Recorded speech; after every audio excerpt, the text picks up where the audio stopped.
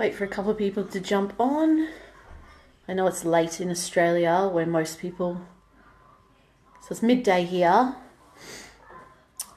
Say hi when you jump on and where you're from. It tells me 5 people are on so far, but I can't see who's on. So just say hi and where you are. Hey Kirsten, how you going? So we are in Portugal and been here for a while. We were in England for 2 weeks, then stayed at my partner's mum's for about 2 weeks, and then we went off into the middle of nowhere in Portugal for a few days, which was really nice. Hey Moira. And now we've got our own place in Portugal, which is really nice. We're here for 2 weeks.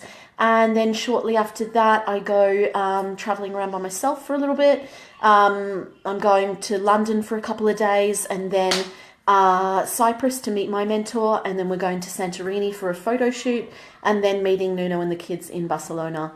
And we're in Barcelona for a few days or so, and then we fly out of there back to Australia, get back to Oz on the 19th of Jan. So I wanted to show you guys I'll just turn this around. So this is the bedroom. If you can see that, yeah. That's a nice big bed. I'm reading Gary Vaynerchuk at the moment, the Ask Gary V book. And then I've got my scrapbook here that I'm putting all my daughter did some drawing in there, but putting all goals and stuff in there as well, which was cool. Lots of cupboard space, which is awesome. And then if we walk out here, I don't know if the internet's working very well in here, but that's the kitchen. And then we've got my daughter's watching TV in here. There's cool things on the wall as well. My daughter is watching TV. Hey Charlotte. We've got some speakers and stuff there, which is cool. This is the dining room area. And then I've got to plug this phone in as well before it dies. Got the bathroom in there. And then the kids' room in here. It's a bit messy. The kids' room in there. And that's it. So just a nice little apartment. But let me just trying to find my charger so this doesn't die on me. Where is it? My daughter found an English channel on the TV, so she's been watching that. Oh, here we go. There's like English, Portuguese, French. I don't know if there's Spanish. I think there's a Spanish channel, German. Okay, here we go. So I'm just going to plug this in. And so yeah, basically that's the place we're staying in now, which is really, really nice to have our own space. And, you know, your environment is really, really important to your success. And I've spoken about this quite a bit, but haven't spoken about it for a while, actually, or not in depth. And so basically, here we go, plugged in now. Basically, when we're staying at my partner's mum's, I won't go into too much detail, but we were staying at, hey Leah, we were staying at my partner's mum's, and it was just not a very good environment. We were very, the kids were sleeping in the dining room, and Nuno and I were sleeping in his mum's room, and his mum was sleeping in the living room. And there wasn't much space. She doesn't understand what it's like running a business, and she was getting angry at me for saying that I should be on my holidays, I shouldn't be working. Hey Tina. So yeah, she was, and she's going through a lot of personal issues as well. So it was really, really hard, and not a very good environment. And you know, it's a testament to the work that I've done on myself to be able to deal with that and still do really well in business. But it still affects you. Yeah? And so the environment that you're in is like the people that you spend your time with, but it's also the actual physical environment that you're spending your time in. Now, in the past, earlier this year, I used to be like, I have to always stay in the most expensive Airbnb places and the best places and spend a heap of money on doing this. Now, I realized as I made more money earlier this year, my lifestyle got a bit out of hand. And so I had a chef coming once a week. I was getting 2 personal training sessions a week. I had a health coach that I was paying over $600 a month. What else? I was getting a massage or 2 massages a week. And there was all this stuff that, and paying a lot of money in rent. And we're paying that now, and my mum's staying there looking after the house for us, but I'm still paying rent whilst I'm not even living there. And so everything got a bit out of hand. And I think I was using these things because I wasn't 100% happy in myself. And I was happy, but it was like I had this attitude that, well, if I'm growing, my lifestyle needs to keep growing. And, you know, that gets to a phase where it just keeps going and going and going. And that's where you hear a lot of like sports stars and famous people and things like that. They got so much money, but they don't manage it, and their lifestyle gets out of hand and they're going broke. Yeah, I'm just going to shut this door so hopefully you can't hear the TV. And they end up going broke. So I knew that if my lifestyle kept going, having to get bigger and bigger and bigger, it had already gotten out of hand, but it would get even worse. And so I kind of looked within myself and I did some work on myself, and I realized I didn't need all this stuff. And when I stopped powerlifting, I was getting massages every week because my body was kind of breaking and I needed them at the time. But now I'm not doing powerlifting. I'm taking a year off because I got a hernia in my stomach and I need to get surgery on that. And so I don't need massages all the time because I'm not training as heavy. And so I cut back on massages. My chef, when I was in Australia, she was coming once a fortnight instead of weekly. Cut back on personal training, got rid of the health coach, and got rid of some things or cut back on them. Now, it's funny, when I told my mum this, she's like, oh, you poor thing, you only have the chef coming every fortnight instead of weekly. And she just thought it sounded really silly. But the thing is, I wasn't trying to say that I'm going without or I'm really reining things in. The thing is, there's lots of things in your life, no matter what it is, that you can be saving money on.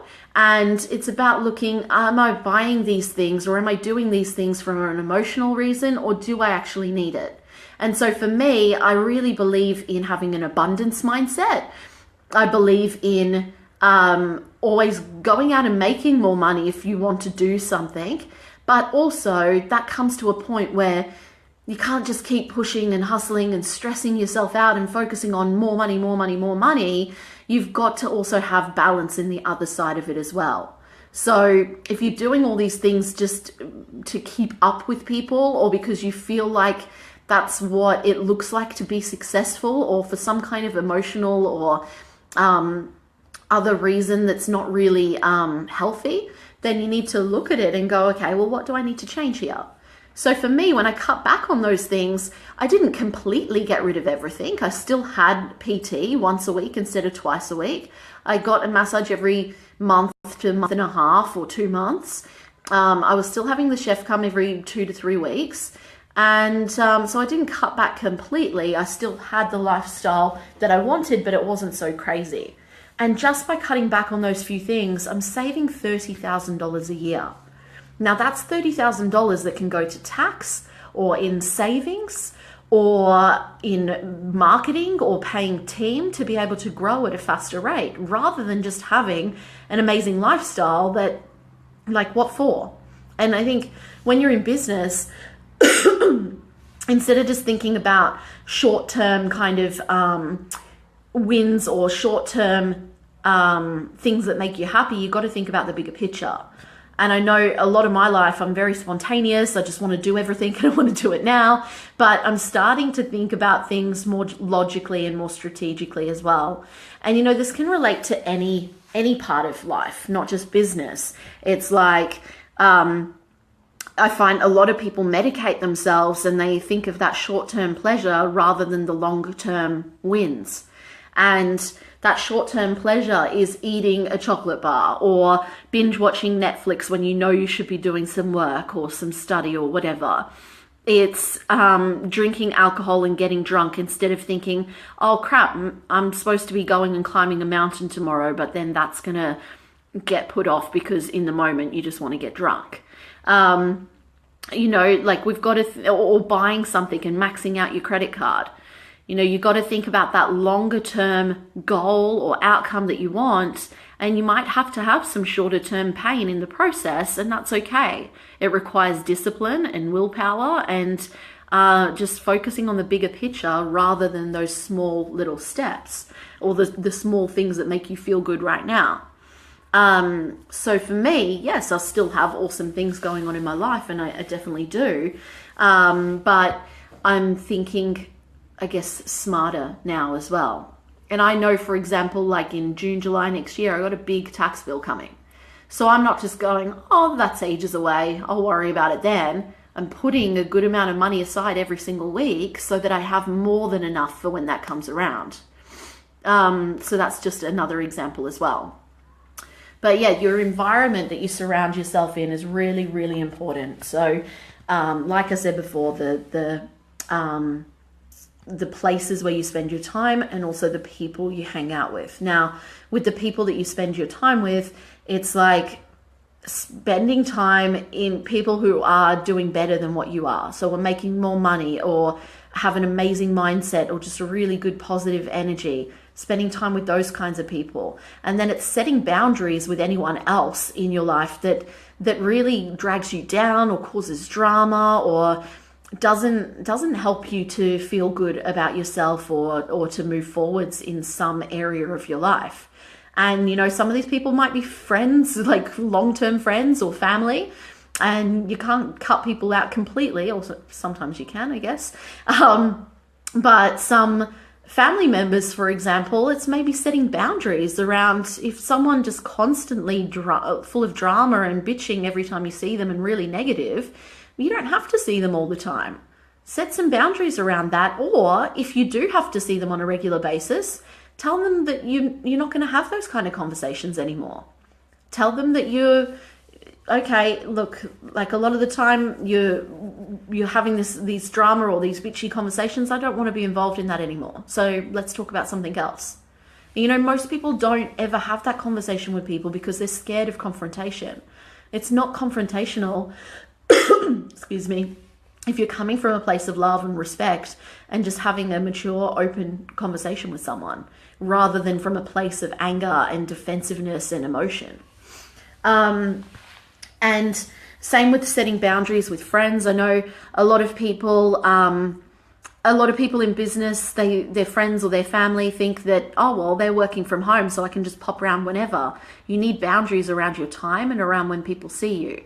So if you're working during the day, someone wouldn't come into an office and come and interrupt you in the middle of your working day. So you need to set boundaries around that as well, around your time and that kind of thing. I feel like I need to sneeze. It's gone. And then your working space. This is one of the biggest things that I've changed this year. I found in my old house, I wasn't happy. And, you know, I moved in there 5 years ago. So I've really grown a lot in 5 years in all areas of my life. And the place I was in wasn't representing where my head was at anymore. So yes, I did move house, but I didn't move house at first because I had to convince my partner. But before that, I actually set up, I rented a co-working space for myself and my assistant, my old assistant, earlier this year, towards the start of this year or end of last year, I think it was. And we went there and worked from there. And it meant that my work was my working time and my home time was my home time. So it separated the two. And it really helped me be way more productive than what I was being at home. And it's just awesome being in an awesome environment as well. So whether it's that you need to move house, or that you need to go in a co-working space, or go sit in the park, or I don't know, work in a cafe, or whatever it is, but choose something that's going to make you be more productive, basically. Yeah, so that's pretty much it, really, around environment and, hey, Mon, around environment, around the people and the physical space that you spend your time in as well. And I guess with physical space, it's not even just when you're working, it's outside of that as well. Do you spend your chill out time laying in bed and binge watching Netflix? Or do you actually go out and have a life and try new things and step outside your comfort zone and meet new people and go climb mountains or things like that? You know, last year, the words kept popping up in my head of fun and adventure. And I knew that I wanted more fun and adventure in my life. So I wrote down a fun and adventure list. And that list had things on it that I really wanted to do, but I'd been putting off. And they were things like going on bushwalks, climbing mountains, doing a circus class, going and visiting an elephant sanctuary in Thailand. What else was there?